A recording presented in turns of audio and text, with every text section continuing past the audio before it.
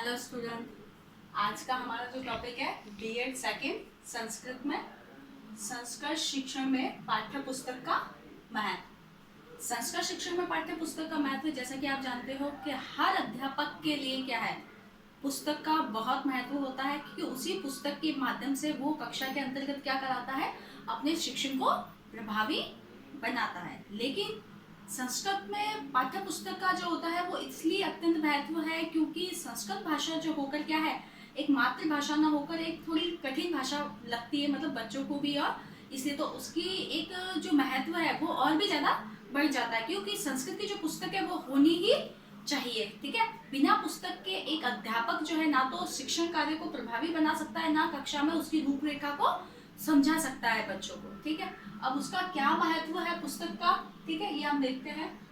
पाठ्य पुस्तकों में अनेक प्रकार की सूचनाएं एक ही स्थान पर मिल जाती है। क्या है कि पाठ्य पुस्तक में क्या होती है, अनेक प्रकार की जो सारी सूचनाएं होती है वो हमें कहाँ मिलती है, हमें बुक्स में मिलती है। ठीक है, हमें पुस्तक में मिल जाती है, सारी सूचना एक ही जगह उपस्थित होती है बुक्स में।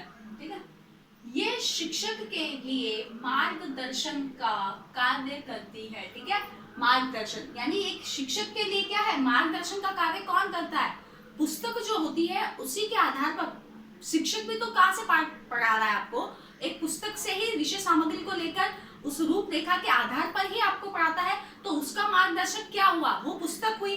ठीक है, तो उस पुस्तक के आधार पर ही शिक्षक आपको शिक्षण कराता है, इसीलिए एक शिक्षक का जो मार्गदर्शक होता है वो क्या होता है, पुस्तक होती है।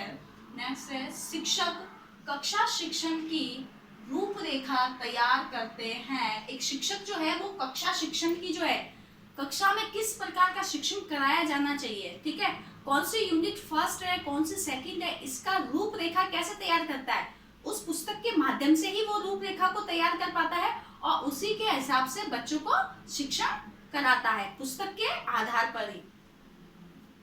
नेक्स्ट है, एक समय में पुस्तकों की हजारों प्रतियां तैयार होती है। सही बात है, एक ही टाइम में जो पुस्तकें हैं उसकी कितनी प्रतियां, हजारों प्रतियां, यानी हमारे पास जो एक बुक्स अवेलेबल है वो हर शॉप में हर बच्चे के पास अवेलेबल हो सकती है, मतलब उसकी कितनी अनगिनत कॉपियां होती है। ठीक है, हजारों प्रतियां होती है, ठीक है, उस बुक्स की।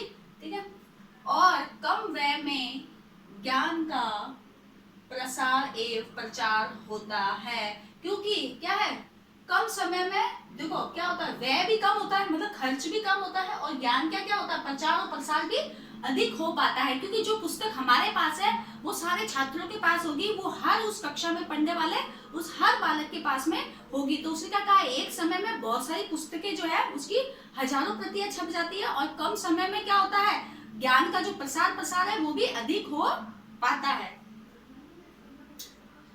नेक्स्ट है, इनसे पाठों के पढ़ने और पढ़ाने में सहायता मिलती है। क्या है, एक पुस्तक होती है, उसके माध्यम से क्या है, शिक्षक को पाठ पढ़ाने और सामने पढ़ने वाले दोनों के लिए क्या होती है, सहायता मिलती है। एक पुस्तक के माध्यम से ही पढ़ाता है तो पुस्तक के माध्यम से ही उसको सहायता मिल रही है, सामने शिक्षक छात्रों को पढ़ा रहा है और छात्र भी उसमें से देखकर पढ़ते हैं, तो दोनों के लिए क्या होती है, उससे सहायता मिलती है पढ़ने और पढ़ाने में। नेक्स्ट है, इनकी सहायता से छात्र पाठों का पुनः स्मरण, किसकी सहायता से, पुस्तक की सहायता से छात्र जो होते हैं वो क्या करते हैं, पाठ का पुनः स्मरण कर सकता है, प्रत्यय अभिज्ञान कर सकता है, हर शब्द का प्रत्यय अभिज्ञान भी कर सकता है। छात्र जो अगर खुद घर बैठ के सेल्फ स्टडी करना चाहता है, पढ़ना चाहता है, तो वो क्या कर सकता है, उस पाठ का पुनः स्मरण कर सकता है, प्रत्यय अभिज्ञान कर सकता है, अनुवाद कर सकता है, जो कि संस्कृत शिक्षण के अंतर्गत आता है, हिंदी में आता है। ठीक है, इन सब में क्या है, अनुवाद जो है,